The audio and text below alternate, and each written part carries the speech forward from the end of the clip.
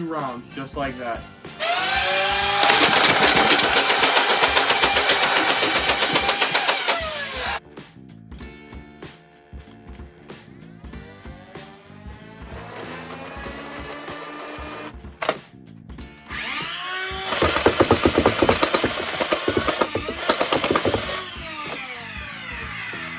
Hello everybody, welcome back to the workshop. Today I'm going to be modifying a Nerf Rapid Strike.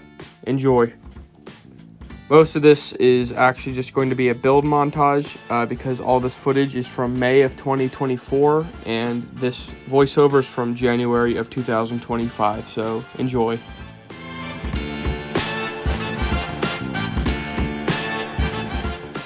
So right here, I just shelled the blaster of all of the obsolete parts. I kept the trigger mechanism and rev switch because I will be using those for the micro switch connections.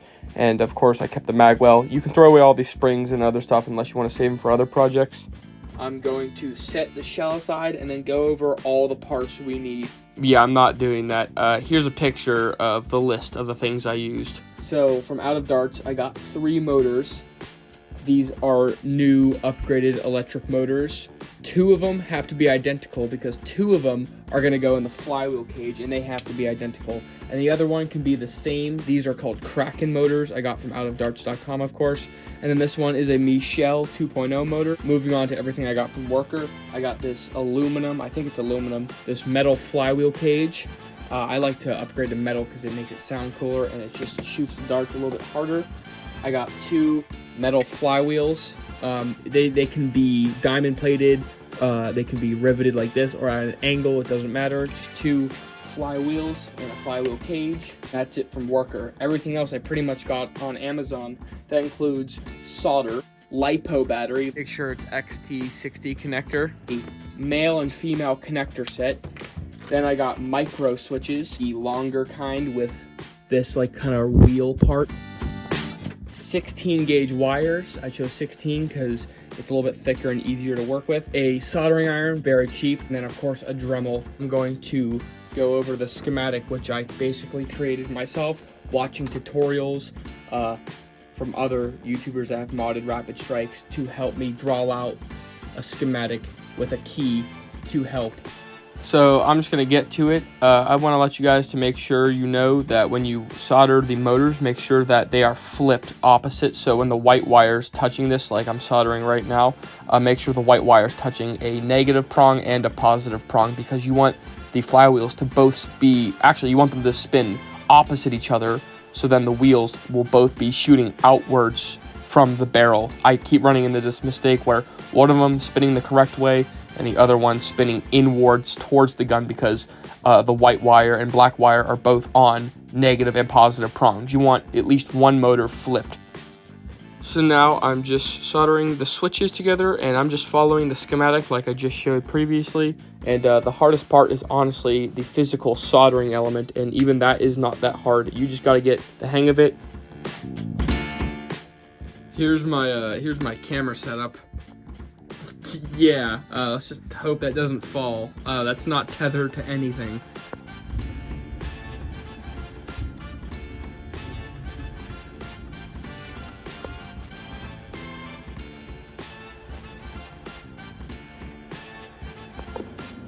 Alright, so if you've noticed in the time lapse, I had to solder I put in the new Michelle motor, and then of course I soldered the white wire to the prong with that red dot on it, and then I started the black wire, but hold off on the black wire for now. I also had to do some dremeling and clipping to open up that space a little bit, but put that back in there just for a sec. Reorientate the wires and the switches. Okay, so the next order of business is to start with the black wire.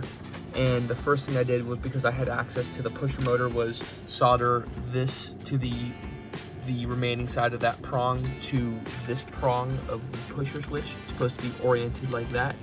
And now we're going to go from that same prong of the pusher switch all the way to my motor prongs to make the female connector for a Lipo battery.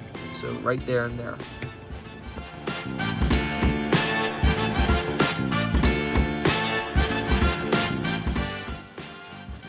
Okay, so I think everything's done. Wiring wise, I started with the white and ended up with the red, and the red was the last because it's the smallest amount of wires, and it ended up going back into the Lipo connection. So what we're going to do is run a quick test with a Lipo battery, and we're going to make sure everything works. We're going to see if this trigger pusher switch works as well. And then we're going to have to do a lot of dremeling because I think I have a little extra too much white wire, so I might have to cut that there and then splice it back together. But I'm going to figure out how to shove everything back into a good place, and we're going to have to do a lot of dremeling to make the wires have a path to flow through. And we might need to take apart the stock a little bit. I think this part we might need to cut off because you see that's pinching that wire right there. But other than that, we're going to run a quick test and then Dremel. Lipo is plugged in. Okay. Shell will hold that down. Oh. Jam. Okay. Temp number 2. Oh. I think it was the top motor. It was spinning in towards the gun, and this one was the right one spinning out towards the barrel.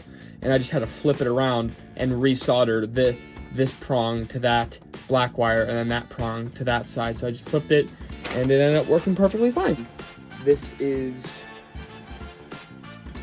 a non-charged Lipo, and I might blow up and kill me, so. Okay, so this is the rev. Oh, wait, what am I talking about? Yeah, so when this is held down. Alright, notice how it's not that powerful because this is not charged at all. It's dying. You're not supposed to leave fully charged Lipos just lying around because this one's like bloated. See how it's all puffed up? That will happen. It'll get corroded. But looks like all the circuits are correct. So I hold this down. That closes the circuit. And then when you pull the trigger, it opens up the circuit again. That's so interesting. Okay, everything's looking pretty good. The biggest challenge was just dremeling out spaces, and I'm using hot glue to keep these down in place. I had to take out a few chunks of the trigger, and I kept some of the orange base just to keep these upright, but I was planning on putting this piece back over it right there, but I'm gonna run out of space because I think I either need to use thinner wires for this next time, but for now this is gonna work. I just decided to leave these wires. I zip tied all the white ones together, and hopefully the shell will be big enough to just house that right there. But the trigger switch is okay. Oh, looks like I gotta glue that down a little bit more, but it's running right into the right switch. I had to use a little hot glue spacer for this, and when the shell's on, it will all sit down properly. I'm gonna have to re-glue that right there, but otherwise everything is in place. I think this is test number 4. Blue Elite Darts 22 round mag, and just fix this real quick. It's thunder.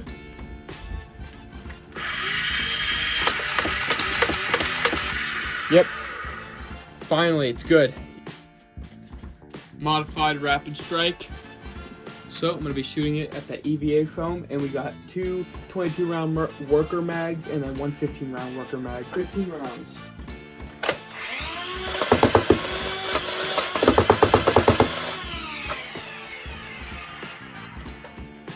Battery come out.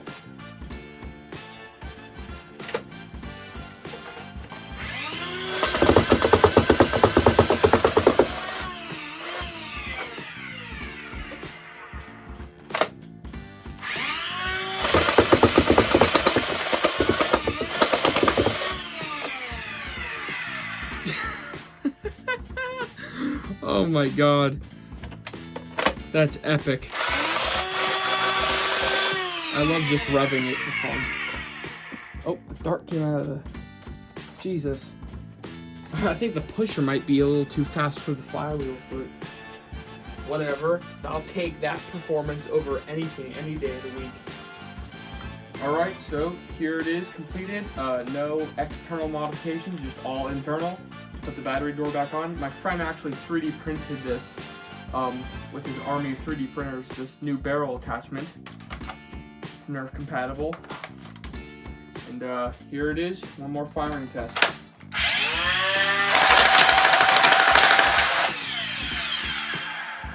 .22 rounds, just like that.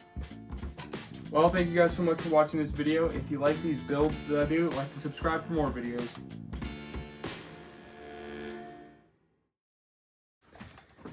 I guess I should address that we have upgraded the production statement of our channel. You know, I had the TV in the background just to make it look like there's some things going on, just to make it a little bit more interesting. Put my deplorable there. Put some more Nerf guns over here as well. Let's go make an intro.